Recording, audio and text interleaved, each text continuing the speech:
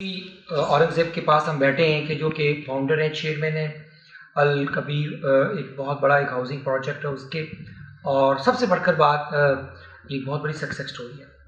یہ جو آج کا جو ٹاک ہے یہ in conversation with C O, basically ایک سی او کلب پاکستان اور ایک سی او ٹوڈے میگزین کا ایک چھوٹا سا کنٹریبیوشن ہے toward the young people in the Pakistan who are the jobless, who are seeking jobs، جن کے بزنس چلے گئے، یہ ان کو انسپائر کرنے کے لیے، ان کو ڈائریکشن دینے کے لیے ایک کنورسیشن ہے۔ اور مجھے اتنی خوشی ہو رہی ہے جب سے ملک کے کہ ہی از اے ینگ مین، تو Pakistan basically is a young Pakistan, اور جو نوجوان نسل ہے اس ملک کی وہ 65% جو پاپولیشن ہے پاکستان کی بلو 25، وہ پاکستان کا اصل حاصل ہے، جو کہ 14-15 کروڑ بنتے ہیں۔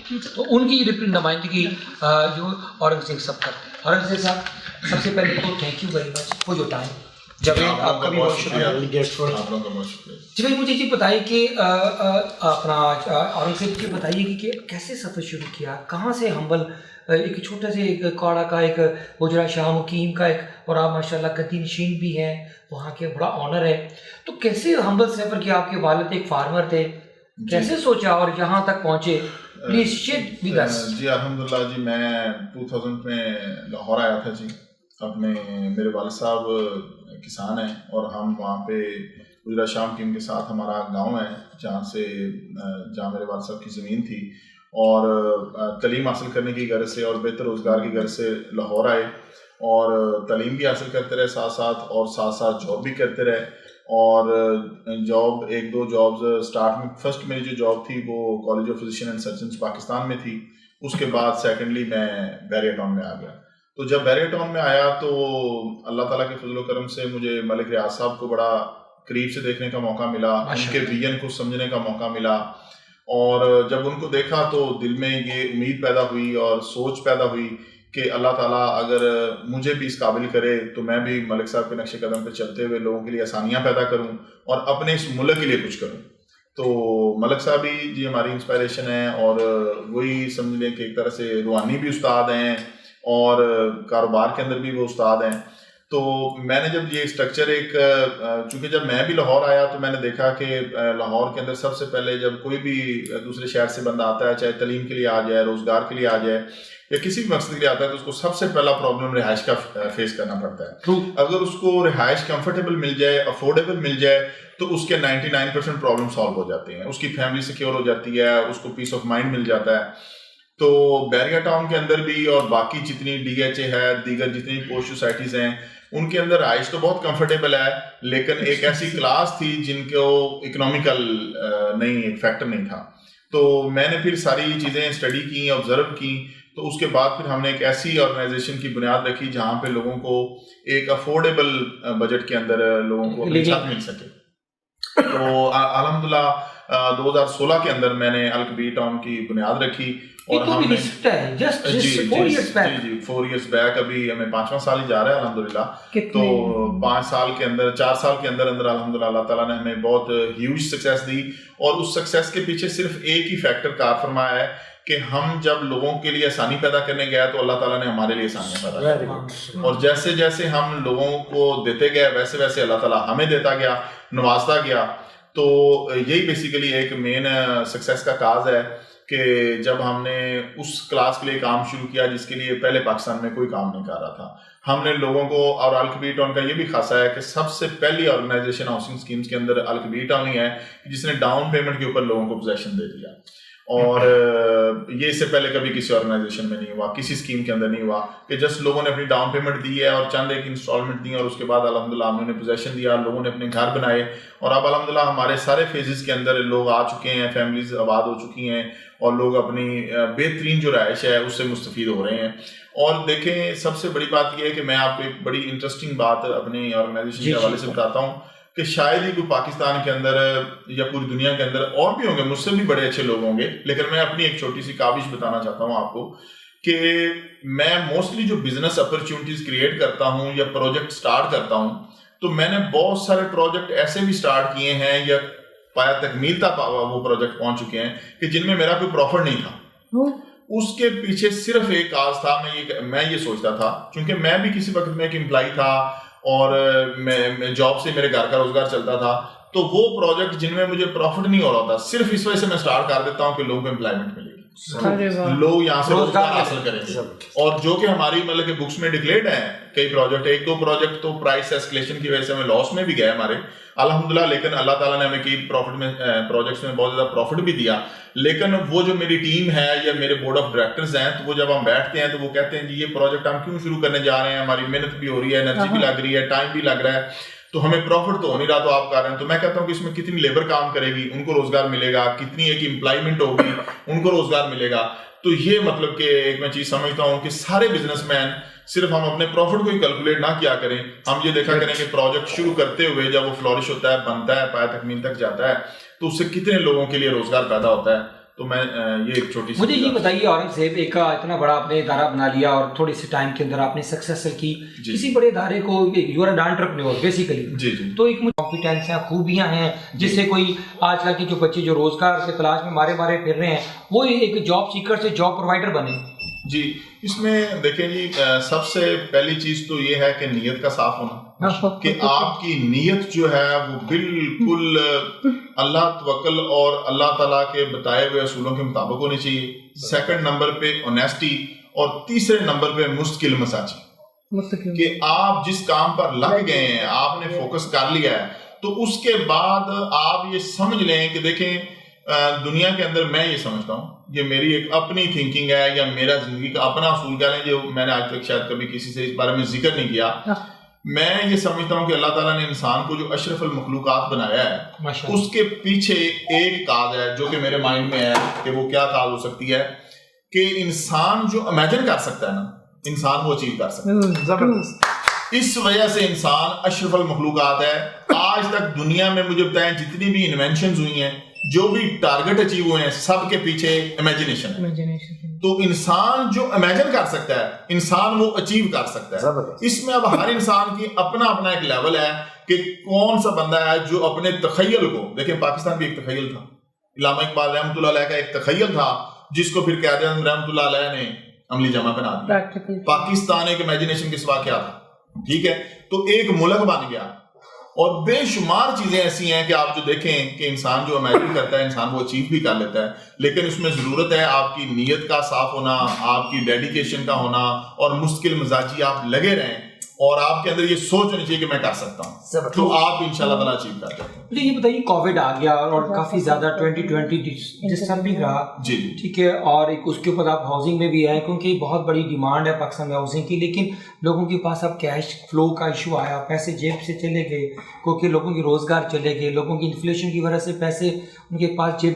اب کیا آپ کے پاس پلان ہے کہ وہ لوگ جن کے پاس پیسے نہیں, ہاؤسنگ کیونکہ آلریڈی آپ کی پرائسنگ بہت ایک منیمم لیول پہ, تو اب آپ اس کو کیا, آپ نے کیسے اس کو مینیج کیا اس چیلنج کو کووڈ کے, اور آگے فیوچر میں کیسے اس کو آپ پلان کر رہے ہیں؟ جی سب سے پہلے تو میں آپ کو بتاتا ہوں کہ الحمدللہ کہ جب یہ کووڈ کا سچویشن پیدا ہوئی, تو آپ کو پتہ ہے کہ انٹرنیشنلی پوری دنیا میں جتنی بھی آرگنائزیشن ہے انہوں نے ڈاؤن سائزنگ کی, اور اپنے امپلائیز کام کیے. ایک تو ہم نے وہ نہیں کیا, دوسرا ہم نے اپنے کسی بھی امپلائی کی پے کو کٹ ڈاؤن نہیں کیا, تیسرا جتنے بھی ہم بونسز دیتے تھے وہ بھی دیے, اور پلس ہم نے ایکسٹرا بونس دیا اس سچویشن کے اندر جب کووڈ چل رہا تھا. یہ تو ہے ہماری انٹرنل اپنے امپلائیز اور اپنے ساتھ اٹیچ لوگوں کے لیے. کتنے لوگ ہیں آپ کے ساتھ اٹیچ؟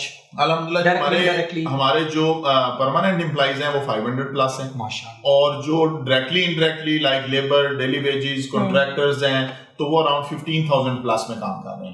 ڈفرینٹ مطلب جو ہمارے ساتھ کام کر رہے ہیں ماشاءاللہ. اور کبھی ٹاؤن کے علاوہ بھی کچھ آپ کا ہے؟ ہمارا ریئل اسٹیٹ کا ہی ہے جی, اس کے علاوہ ہمارا ایگریکلچر فارمنگ بھی ہے, الکبیر ایگریکلچر فارمنگ ہے, اس کے علاوہ الکبیر ڈیری فارمنگ ہے, کہ جو مطلب کہ میں سمجھتا ہوں بلکہ باقی میں یہ بتانا چاہتا ہوں کہ اس کے اندر بہت سکوپ ہے, ریئل اسٹیٹ سے بھی زیادہ سکوپ ہے. ایگریکلچر آپ اگر دیکھیں تو ہمارے ملک کے اندر سب سے جو بیسٹ سکسیسفل مین ہے وہ جہانگیر ترین صاحب ہمارے پاس ایک ایگزامپل ہیں, کہ جن کی بڑی ایک ڈاکومنٹڈ ان کا بزنس ہے, اور ان کا جو مین کور بزنس ہے وہ یہ ایگریکلچر ہی ہے. اور وہ دیکھیں کہ کتنا اس کو مطلب کہ جدید اور ماڈرن طریقے سے کر رہے ہیں, اور اس سے بڑے لوگوں کا روزگار بھی چل رہا ہے, اور یہ ایک بڑا ہیلدی بزنس ہے. یعنی کہ جب آپ یہ بزنس کرتے ہیں تو آپ نیچر کے اتنا قریب ہو جاتے ہیں, آپ کی ہیلتھ کو اس کے بہت بینیفٹس ہوتے ہیں, اور آپ مطلب کہ خلق خدا کے لیے بہت کچھ اس میں کر پاتے ہیں. تو ایگریکلچر ہے ساتھ ہمارا اور ڈیری کا بزنس ہے اور پلس یہ ہمارا ہاؤسنگ ہے. تو کووڈ کی بات کر رہے تھے کہ کیا امپیکٹ آیا ریئل اسٹیٹ پہ اور آپ نے کیسے مینیج کیا؟ جی میں آپ کو بتاتا ہوں. کووڈ کے دو پہلو ہیں جی. ایک پہلو ہے جس میں ریئل اسٹیٹ کو بہت فائدہ ہوا ہے, ٹھیک ہے, اور ایک وہ پہلو ہے جس میں تھوڑی سی آپ کہہ لیں کہ اوور آل دا ورلڈ ایک تھوڑی مایوسی بھی تھی اور تھوڑا ڈرے ہوئے تھے. بیسیکلی تو دیکھیں دنیا بھی وہی ہے, لوگ بھی وہی ہیں, سب کچھ وہی ہے. ایک فیئر کا فیکٹر زیادہ ہے, بیماری کا فیکٹر میں نہیں سمجھتا کہ اتنا زیادہ ہے, فیئر ہے زیادہ ہے, لیکن وہ فیلنگز اور سائیکولوجیکلی اس کا افیکٹ زیادہ ہے. اب اس میں جو فائدے کی بات میں آپ کو بتا رہا ہوں, فائدہ اس سینس میں ہوا کہ جب کووڈ آیا تو لوگوں کو پتہ چلا کہ اپنا جو اوورسیز اسپیشلی ہمارے دوست ہیں, بھائی ہیں ہمارے, تو ان کو پتہ چلا کہ اپنا وطن کیا ہوتا ہے, اپنے وطن کی مٹی کیا ہوتی ہے, اپنی بولی کیا ہوتی ہے, اپنے بہن بھائی, اپنے رشتہ دار, اپنے کولیگز کیا ہوتے ہیں.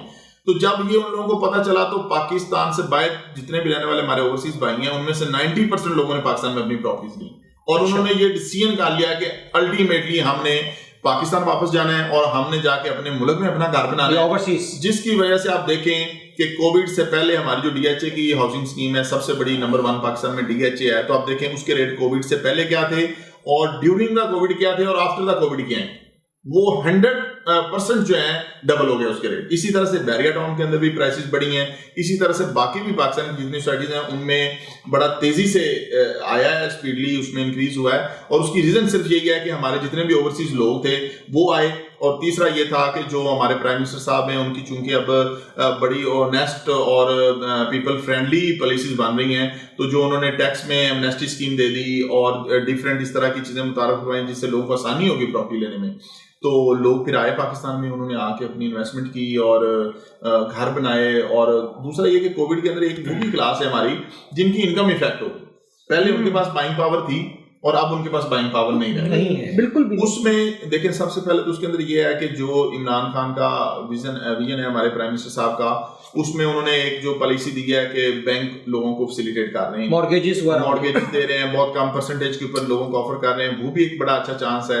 اور الکبیر ٹاؤن اس میں بھی فال کرتا ہے, یعنی کہ ہم الحمدللہ نیشنل بینک آف پاکستان کی طرف سے الکبیر ٹاؤن کے منصوبے اپرووڈ کر دیے گئے ہیں کہ لوگ یہاں پہ آ کے اپنا لے سکتے ہیں, ہاؤسنگ فائنانس لے سکتے ہیں. لیکن اس کے ساتھ آپ کو جو خوش بات میں بتانا چاہتا ہوں جو ہم اپنے لیول پہ کر رہے ہیں, جس میں کسی حکومت کا یا کسی ادارے کا کوئی رول نہیں ہے, وہ یہ ہے جی کہ ہم الحمدللہ اپنی طرف سے جو ہماری ایک ایکچوئل کاسٹ ہے ہم لوگوں کو 10 ایئر ٹائم پہ فائنانس کرنے جا رہے ہیں, اور اس میں ہم لوگوں سے کوئی ایکسٹرا چارج نہیں لے رہے. یعنی کہ ایک چیز جو ہم 3 سال کے ٹائم پہ بیچتے تھے اسی قیمت پہ ہی ہم 10 سال کی ٹائم پہ بیچتے ہیں. دیکھیں دنیا کا کوئی بینک کوئی حکومت ایسے نہیں کرتی, جیسے وہ ٹائم بڑھاتے ہیں آپ سے پرسنٹیج بڑھا لیتے ہیں یا چارج کرتے ہیں. الحمدللہ الکبیر ٹاؤن میں ایسا ہے کہ جو بھی لوگ بینک فائنانس میں بھی نہیں جا سکتے, کچھ لوگ ایسے ہیں جن کے پاس ضمانت نہیں ہے, وٹنس نہیں ہے, تو ان بیچاروں کے پاس تو بہت پرابلم ہے نا, تو ان کے لیے ہم نے یہ کیا ہے کہ وہ بالکل ایک تھوڑا سا جو وہ افورڈ کر سکتے ہیں اپنے گھر کی بکنگ کروا سکتے ہیں, اور وہ پھر 10 ایئرز میں اپنا دیں گے, پیسے دیں گے, لیکن پوزیشن ان کو ہم 2 سال کے اندر دیں گے. آپ نے بڑی دعائیں لوگوں کے لے رہی ہوں. ہمارا کام کا موٹو یہ ہوتا ہے کہ ہم دعائیں لینے کے لیے کام کریں, تو اللہ کے فضل سے اس طرح کی ہم کرتے رہتے ہیں وقتاً فوقتاً چیزیں کہ جس سے ہمارے وطن کے لوگوں کو, ہمارے قوم کے لوگوں کو 5 سال بعد الکبیر ٹاؤن کو کہاں دیکھتے ہیں؟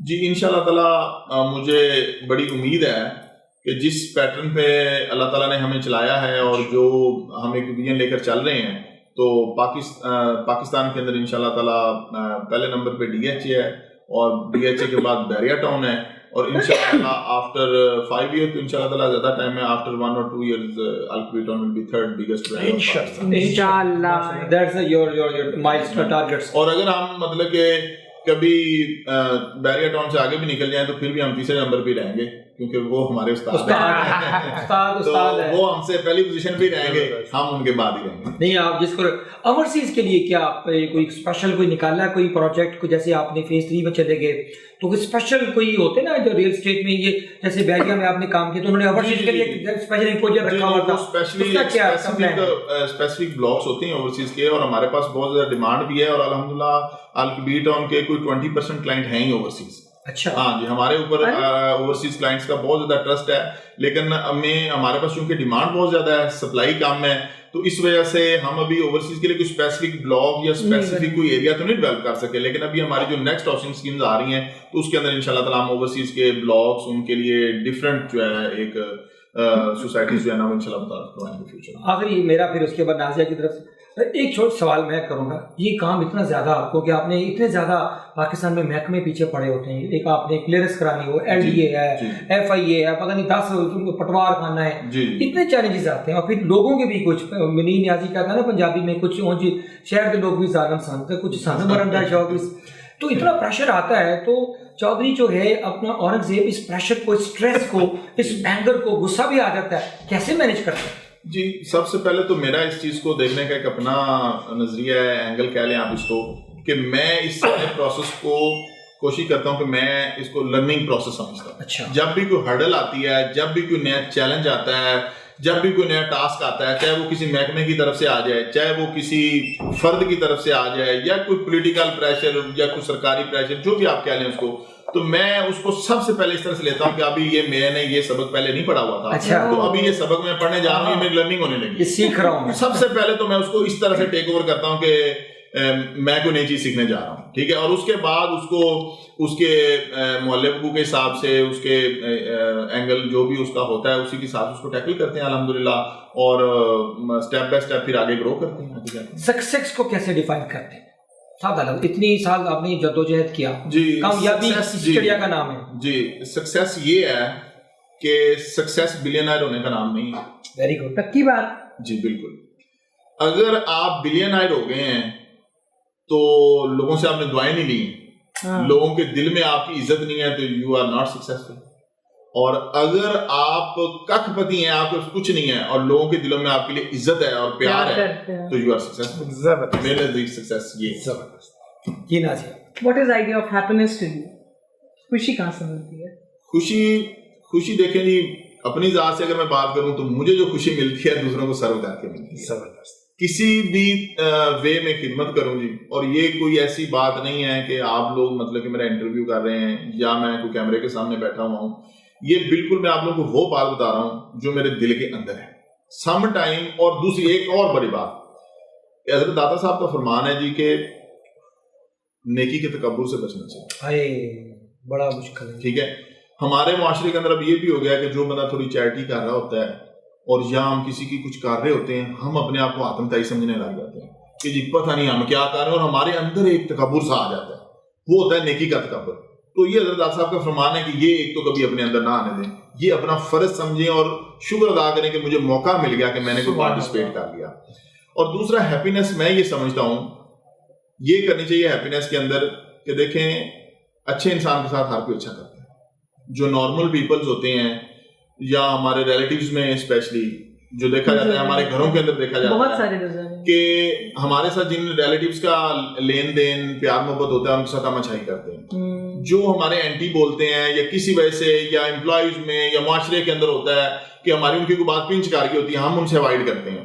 تو میرے نزدیک ہیپینس اس وقت مجھے ملتی ہے جب میں کسی اپنے دشمن کا بھلا کرتا ہوں. کیا بات. تو ہمیں اپنے جو کمپیٹیٹرز ہیں, بزنس کمپیٹیٹرز ہیں, یا جو بھی کوئی اس طرح کے معاشرے کے اندر جن سے ہماری نہیں بنتی, ہمیں ان کا بھلا کرنا چاہیے.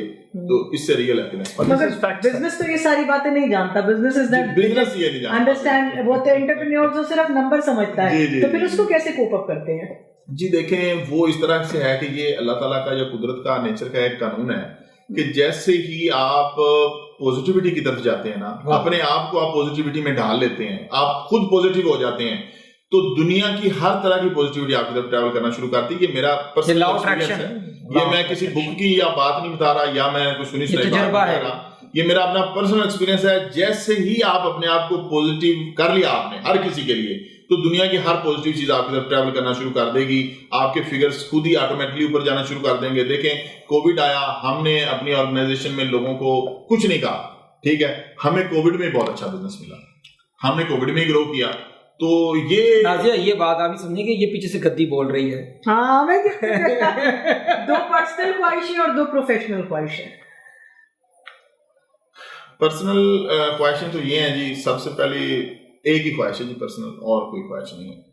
بچپن میں جب میں تھا چھوٹا سا تو ٹیچر ہمارے پوچھتے تھے کہ آپ کیا بننا چاہتے ہو, کیا بنو گے. کوئی بچہ کہتا تھا جی سپاہی بننا ہے, کوئی کہتا تھا پائلٹ بننا ہے, کوئی کہتا تھا ٹیچر بننا ہے. تو میرے پاس ڈائری بھی ہے, کبھی اتفاق ہوا تو میں آپ لوگوں کو دکھاؤں گا. تو یہ 8ویں کلاس کی میں آپ کو بات کر رہا ہوں, جب میں 12-13 سال کا تھا. تو اس وقت ہی میں نے اپنے ٹیچر سے کہا تھا کہ میں ایسا بننا چاہتا ہوں کہ میں مرنے کے بعد لوگوں کے دلوں میں زندہ رہوں. اور آج بھی میرے دل میں وہی خواہش ہے کہ مجھے کوئی اللہ تعالیٰ ایسا مقام یا ایسی سیٹ یا ایسے جگہ پر لے جائے جہاں پہ میں اپنے وطن کے لیے اور اس امت مسلمہ کے لیے کام کر سکتا. یہ میری پرسنل خواہش ہے جی. اور پروفیشنل خواہش یہ ہے کہ پاکستان کے تمام وہ لوگ جن کے پاس چھت نہیں ہے, کچھ ایسا ذریعہ میں بنا سکوں کہ ان سب کو چھت مل جائے. اب تو پرائم منسٹر کے پاس آپ کو جانا چاہیے پھر تو. اصل میں وہ جو آپ کو اس پروجیکٹ کا نا نیا ہاؤسنگ اتھارٹی فوجی کا ہونا چاہیے. آپ یہ چودھری جو ہے نا انشاءاللہ تعالیٰ ہم اورنگزیب کو ہونا چاہیے. پلان کر رہے ہیں جی انشاءاللہ. تو جب وہ اس کو ہم حتمی شکل دے لیں گے تو ضرور ہم پرائم منسٹر صاحب کو بھی اس سے. سر میں اگلے ہفتے جا رہا ہوں پی ایم کا انٹرویو کرنے, میں وہاں اسپیشل آپ کا ذکر کروں. بالکل ضرور کریں گے انشاءاللہ تعالیٰ. اور ہم کرنا چاہتے ہیں اور فری آف کاسٹ. اس میں ہمارا کوئی بزنس انٹرسٹ نہیں ہے کہ ہمیں اس سے فائدہ ہوگا, ہمیں کوئی پروفٹ آئے گا, ایسا نہیں. اور لوگوں کے لیے message of hope and optimism for youth. وہ جو بچے ہیں وہ تو یہ کہتے ہیں نہیں جی یہ تو سونے کا چمچ لے کے پیدا ہو گئے. نہیں ایسا نہیں ہے. میں آپ کو بتاتا ہوں کہ میں جب لاہور میں آیا تھا تو یہ 2000 کی بات کر رہا ہوں میں آپ کو, اور میں اس وقت میں نے اونلی 600 روپیز پہ میں نے اپنی جاب سٹارٹ کی تھی. 600 روپیہ میری سیلری تھی. اور میں جو ہوپ کے بارے میں بتانا چاہتا ہوں وہ یہ بتانا چاہتا ہوں کہ جتنی زیادہ ہوپ, جتنا زیادہ ٹیلنٹ, جتنی زیادہ اپرچونٹی ہمارے ملک پاکستان میں پوری دنیا میں کہیں نہیں ہے. ایک جو سوچ ہمارے نوجوانوں کو اپنے ذہن سے نکالنی چاہیے. ہاں تعلیم حاصل کرنے کے لیے باہر جاؤ, سیکھنے کے لیے باہر جاؤ, لیکن گرو کرنے کے لیے پاکستان از دا بیسٹ پلیس. زبردست ساری اپرچونٹیز. مجھے تو نا ایک فیل ہوئی آپ سے کہ آخری بات کوشچن تو ہو گیا, لیکن لاسٹ میں جاتے جاتے سوال کروں گا. آپ کے اندر مجھے ایک لیڈرشپ نظر آئی ہے کہ آپ اپنی جو کمیونٹی ہے, یہ جو ریئل اسٹیٹ کے لوگ, اس میں بہت زیادہ فیک لوگ, جھوٹ بھی بہت زیادہ ہے. آپ اس سیکٹر کو, ہاؤسنگ کی بات کر رہا ہوں, ریئل اسٹیٹ کی بات, اس سیکٹر کی as a you are a born leader ماشاء اللہ. آپ کے اندر ایک آپ کا لہجہ, ایک آپ کا ایک جو انرجی لیول ہے نا, وہ ایک عام سی او والا نہیں ہے. لیڈرشپ جو لیڈرشپ ہے, یہ لیڈرشپ اندر سے آتی ہے. اس سیکٹر کے لیے کیا کرنا چاہیں گے اس کو لیڈ فرام دا فرنٹ؟ جی میں آپ کو بتاتا ہوں کس طرح سے ہے جی. کہ ابھی ہم نے ریسنٹلی ایک ایسوسیشن بنائی ہے جس کو ہم نے SCCP سے اور دیگر اداروں سے رجسٹرڈ کیا ہے. اس کا نام ہے جی Lahore builders and developers association. Very good. جس میں ہم پورے پنجاب کے لوگوں کو اور ایون کے پورے پاکستان میں بھی انشاءاللہ آہستہ آہستہ سب کو, جیسے آباد ہے کراچی میں, جیسے آباد ہے کراچی, بالکل اسی ماڈل کے اوپر. کیونکہ آبادی جو آباد ہے وہ کراچی بیس ہے اور ان کا زیادہ انفلوئنس کراچی میں ہے. وہ کراچی کے مزاج کو سمجھتے ہیں, کراچی کے کام کو سمجھتے ہیں. لاہور کے اندر اس طرح کے ادارے کا فقدان ہے. تو ہم وہ ایک ایسوسیشن بنا رہے ہیں کہ جس میں لوگوں کو انشاءاللہ تعالیٰ ہم اکٹھا بھی کریں گے اور لوگوں کو موٹیویٹ بھی کریں گے انشاءاللہ تعالیٰ کہ ہم اپنے بزنس کے ساتھ ساتھ اپنے وطن کو بھی ڈیولپ کریں اور لوگوں کی فلاح کا کام بھی کریں.